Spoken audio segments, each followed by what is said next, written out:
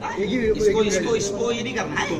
Viral नहीं करना है, रुक जाओ तुम, ये मोबाइल से निकल रही है, रुक जाओ तुम। अस्सलाम वालेकुम वरहमतुल्लाहि वबरकातुहू। दोस्तों, आज हम आपने पहले वीडियो में देख लिया सब सारी चीजें।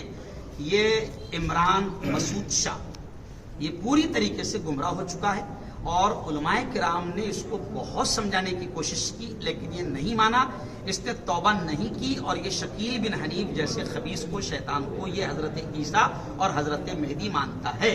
इसलिए अब हम इसको समझाने की हमारी सारी कोशिशें खत्म।